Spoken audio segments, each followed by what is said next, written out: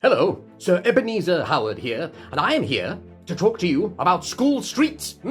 School streets! What are they? What are they? Well, I'll tell you. They're streets, aren't they? Outside of, schools. Yeah, but there's so much more to them than that, because the lovely people at my journey are soon going to be starting their school streets project. Do you know, it's a little bit like the Garden City movement. I'm sure I don't have to tell you about it. You know, the reason why I'm famous, Sir Ebenezer Howard, the person who created the Garden City. No. All right, well, have you ever noticed that when you go into a city, it can be a little bit cramped and sometimes a bit polluted? But there's great excitement and opportunity and jobs in a city. But have you ever noticed that the countryside, while being full of big, wide open spaces and wonderful fresh air, is unfortunately a little bit lacking in shops? So why not combine the two? Why not have the lovely wide open spaces and the fresh air and countryside of the, well, countryside, and have the jobs and the shops and the opportunity of a city or a town? Why not put them both together? Well, that's what I did with the Garden Cities, and thus was the Garden City movement born. And you know, we even built some, like Letchworth Garden City or Welwyn Garden City. Yes, and the people at my journey are trying to do the same thing with school streets to bring fresh air back into our towns and cities, but specifically outside of your school, because on certain dates at certain times, we are going to close the school streets. No, don't panic. They're not closed forever. This is only happening from certain dates at specific times, namely during pick-up and drop-off time outside of your school. Sure, we all know how busy it gets out of there. Well, the idea is to cut down on all of the motor cars so that the air outside of your school is fresh and clean. We're not exposed to pollution with those cars' engines idling, and we're helping cut down on greenhouse gases to combat climate change. Now, don't worry, emergency service vehicles are allowed through, as are blue badge holders, but no more cars for the rest of them. Okay, no cars for the school streets. No. So, how can you get in? How on earth are you supposed to get into your school?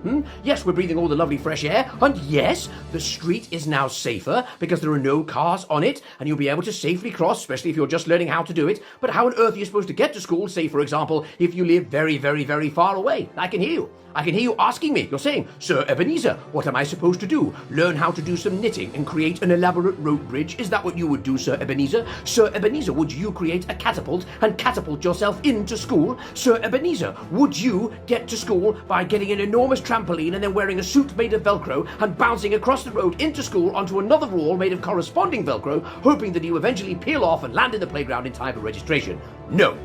I'm not doing any of those things. They are ridiculous, expensive, and extremely dangerous. Don't do any of them. Instead, simply plan your journey. Think about how it is you're going to get to school. If you happen to be coming in from very far away, then think about public transport. You might be able to plan your journey by going on the internet under supervision if you're not old enough to do it on your own. Now, if you don't want to use public transport, or if you can't for whatever reason, you might want to decide to simply park farther away.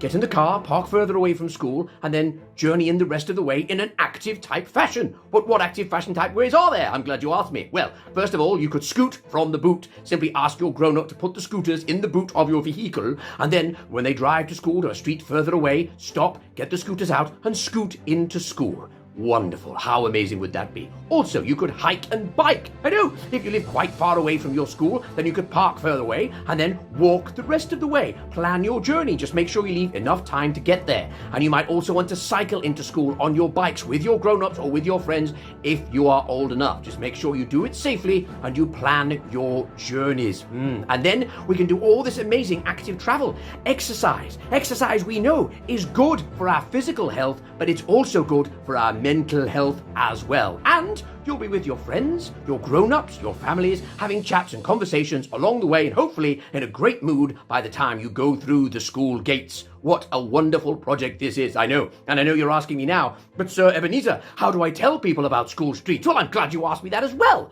You can do it lots of different ways. Maybe you have school council representatives where you are. Perhaps you could talk to an eco-rep if there's one at your school. Or even talk to the wonderful people at my journey. I'm sure somebody at your school knows how to contact them, a grown-up. Maybe you could find them on the internet, under supervision of course, and work out how to plan your journey after speaking to the team at my journey. And there you are. What a wonderful thing this is going to be, the School Streets Initiative. Because remember, school streets aren't just about the way to school.